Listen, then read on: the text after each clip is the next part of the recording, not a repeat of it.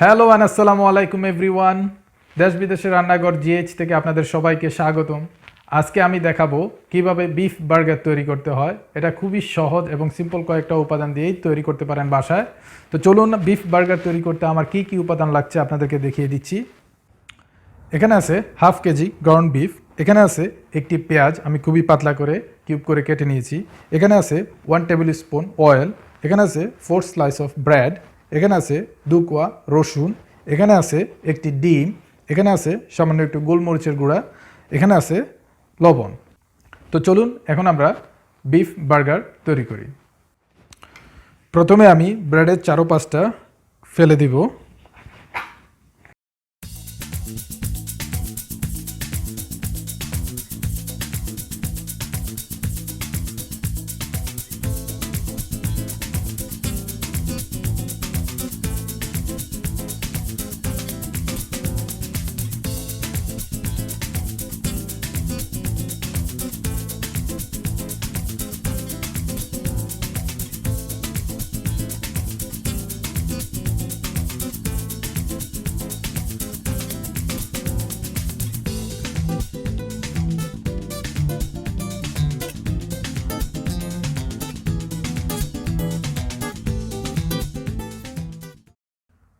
এখন আমি এই ব্রেড ক্রাম্বটা এখানে দিয়ে দিব। এক এক করে সবগুলো উপাদান এখানে দিয়ে দিব। এটা হচ্ছে গ্রাউন্ড বিফ, পেঁয়াজ, এটা হচ্ছে রসুন, 2 কোয়া রসুন কুচি করে কেটে নিয়েছি, এটা হচ্ছে গোলমরিচের গুঁড়া, একটি ডিম,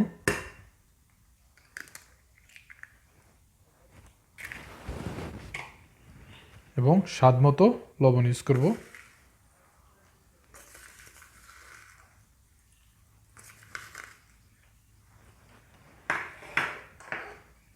সামান্য একটু তেল,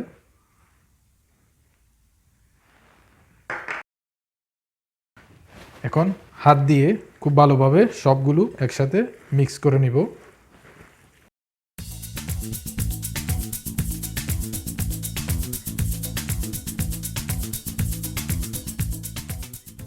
সো এরকম সব কিছু একসাথে ভালোভাবে মিশিয়ে নেবেন। এরপরে এরকম একটা কৌটার মুখ নেবেন, প্লাস্টিকের মুখ নিয়ে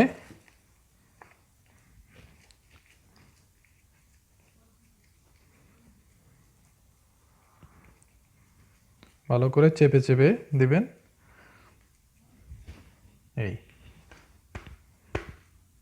এই হয়ে গেছে আমাদের বার্গার, বিফ বার্গার। এরপর যেখানে রাখবেন ওইখানে সামান্য একটু ফ্লাওয়ার আটা ছিটিয়ে দিবেন, দিয়ে প্লেটের উপরে রাখবেন। এরকম প্লেটের উপরে রাখবেন সামান্য আটা ছিটিয়ে, তাহলে আর এটা প্লেটে লেগে যাবে না। এরকম আমি এক এক করে সবগুলো বানিয়ে নিব।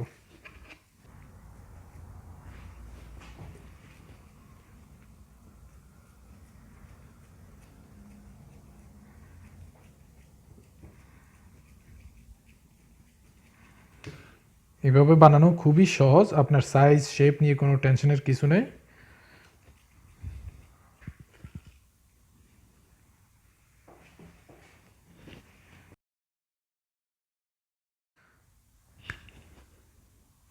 সো এ হচ্ছে আমার বার্গার। হাফ কেজি বিফ দিয়ে আমি এই সাইজের 6টি বার্গার তৈরি করে নিয়েছি।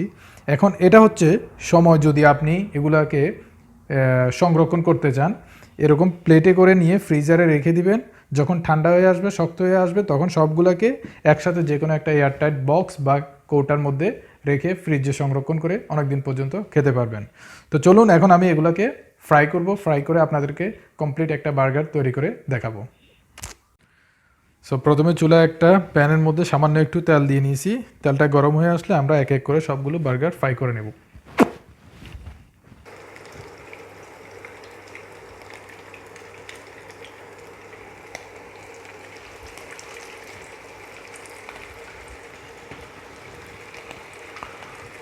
উপরে সামান্য একটু তেল ব্রাশ করে দিবেন।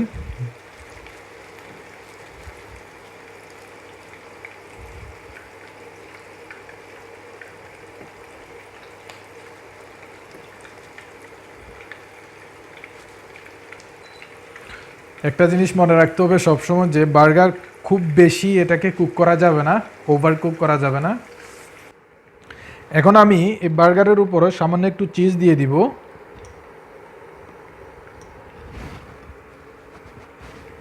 চিজ দিয়ে এটাকে আমি একটু ঢাকনা দিয়ে দিব যাতে চিজটা একটু তাড়াতাড়ি গলে যায়।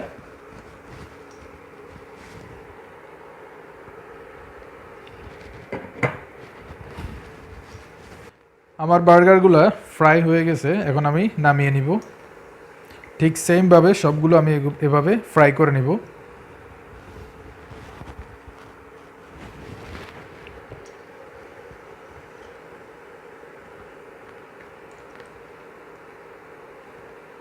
এখন আমি আপনাদেরকে একটি কমপ্লিট বিফ স্যান্ডউইচ তৈরি করে দেখাবো।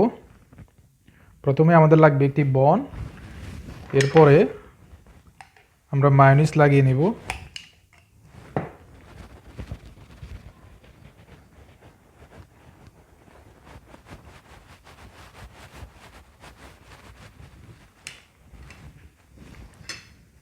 এরপর কেচাপ,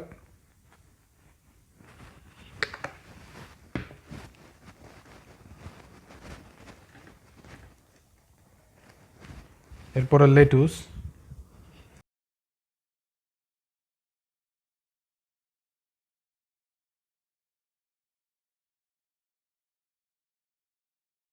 এরপরে একটি বার্গার, জুসি টমেটো,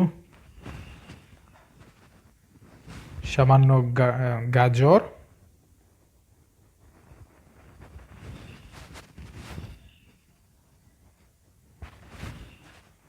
এবং সামান্য পেঁয়াজ।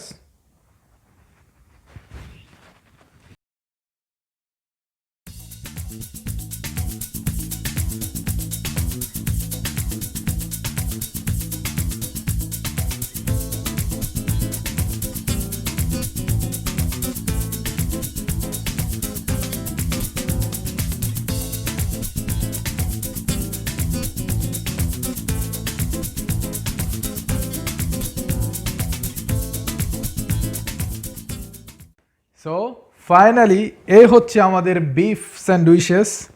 Oh god, they are staring at me. Can't wait anymore. Now it's the best time to eat, and you guys must try at home and let me know below in the comments.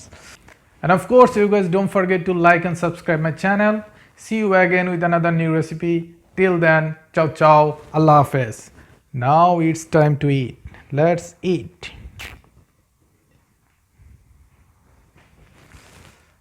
Oh god.